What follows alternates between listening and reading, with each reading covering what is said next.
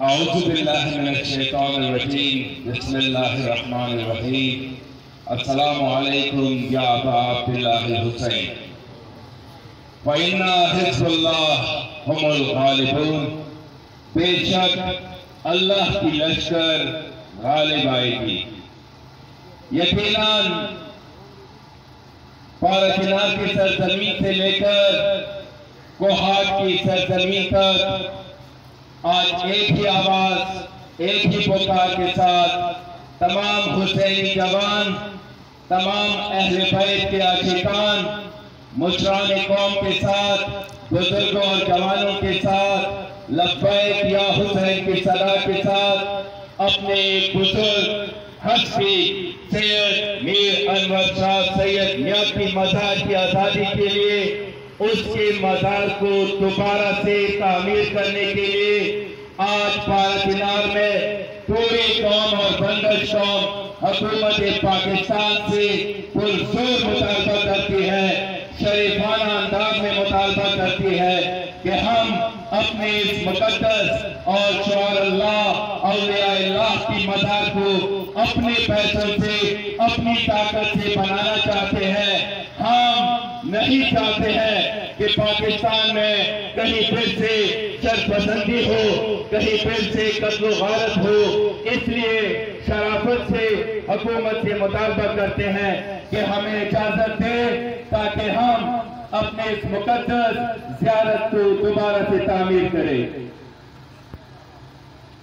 इसी ज़मन में ताकि ये पैगाम हमारे तमाम अहले सुन्नत के बरादरान और हुकूमत के कानों तक पहुंचे, कुछ वजाहत करना चाहता हूं।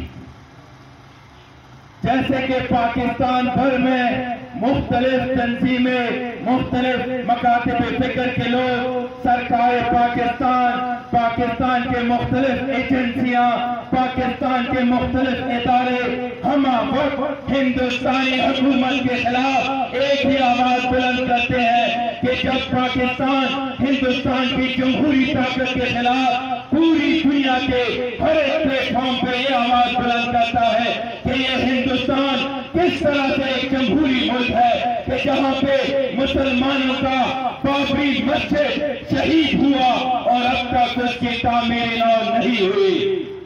तो हम पाकिस्तान के तमाम सरबराहान को, तमाम जिम्मेदार अफराद को उनके गोश गुजार करना चाहते हैं कि देखो, तुम हिंदुस्तान की हमेशा से बेइज्जती करते हो कि हमारी बाबरी मस्जिद क्यों शहीद हुआ या उसको क्यों दोबारा से तामीर नहीं किया जाता।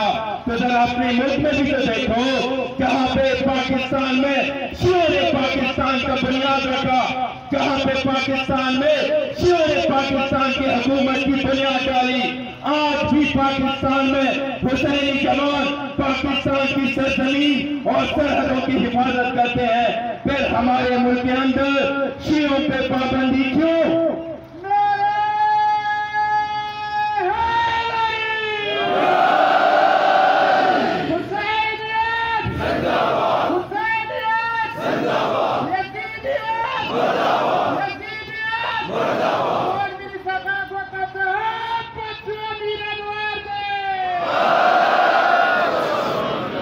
दूसरी तरफ अगर हम जाएं, पूरी दुनिया में फलस्तीन के हक में यौमुल कुद्स का जुलूस इसलिए निकलता है कि वहां पे बैतुल मुकद्दस है, सारी दुनिया के मुसलमानों का किबले अव्वल है।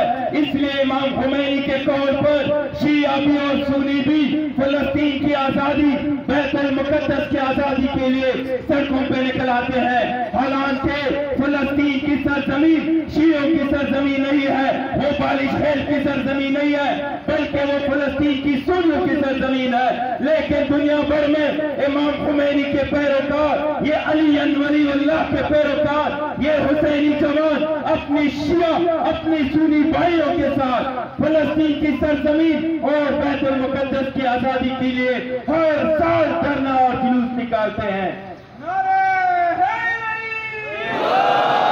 हमारे ईमान खाने गुरु नानक सिखों के मोहतरम काबिल कदर बुजुर्गवार जो कि पंजाब में उसका मजार है, पहले बन नहीं था, लेकिन इस दफा जब इमरान खान आए तो उन्होंने अरबों माल को खर्चा किया और उन सिखों के लिए जो हिंदुस्तान में हालांकि हमारे दुश्मन है फिर भी अपने पाकिस्तानी दुश्मनों के लिए उनका मजार भी खोला, उनके पूरे शहर को संगे मरमर से सजाया और उनके लिए उसके गुरु नानक के नाम पे एक यूनिवर्सिटी भी बनाई।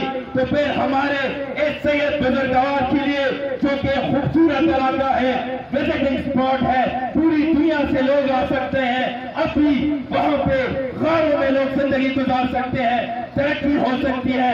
तो फिर पाकिस्तानियों के लिए ये पाबंदी क्यों?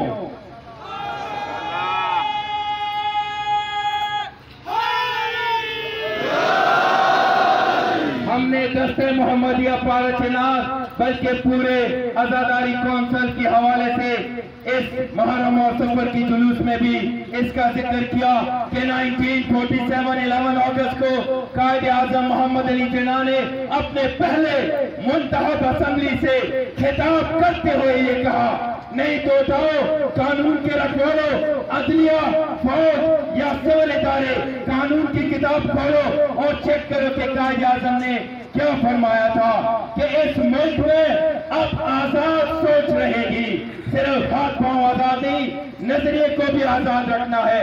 इस मुल्क में आप हिंदू अपने मंदिर को जा सकेंगे, किसी पे पाबंदी नहीं होगी।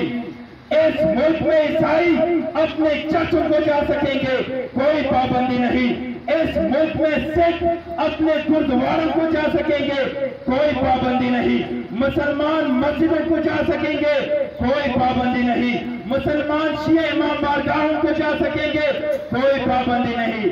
तो जरा बताइए, ये मुफ्त की तनख्वाह खाने वाले जो भी है, जो बहाने बनाते हैं, शिया सुन्नी का रंग देते हैं, हालांकि कोई शिया सुन्नी की बात नहीं। मैंने ये भी सुना कि कई साल पहले, 5-6 साल पहले वहां का एक मस्जिद शायद कबूरी नाम था, वो भी बंद था, उसको आजाद किया गया और एक सैयद ने इसके लिए कोशिश भी की थी कि इस मजार को भी आजाद किया जाए, उसके लिए भी कोशिश हुई और आस पास तमाम सुन्नी लोग आए, उनके बुजुर्ग आए और इस मजार में उन्होंने खिदमत भी की।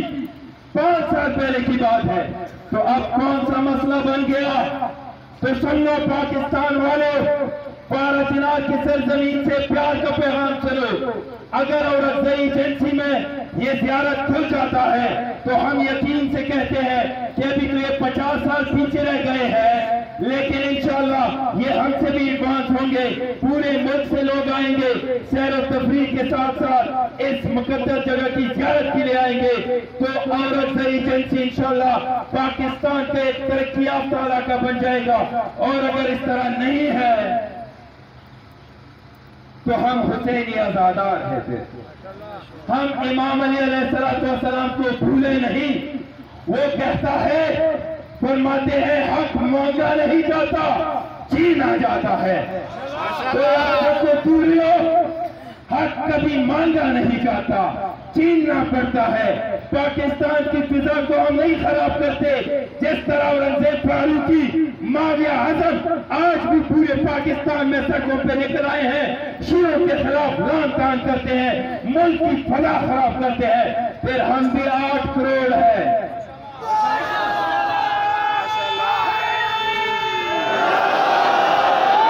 औरंगजेब फारूकी हो या माविया आजम जो हमें 2% कहते हैं, जरा गिन लो तो सही, 30% ना निकले, बल्कि आगे से 30% भी अगले 10 साल में शिया ना बने तो हम अपना नाम चेंज करेंगे। इसलिए पाकिस्तान बनाया था, पाकिस्तान बचाएंगे और इस जियारत को हर सूरत में इंशाअल्लाह अल्लाह ताला की फजल करम से, मौला अली की मदद से, हुसैनियों के लब्बैक के नारे से, अपने बाजू की ताकत से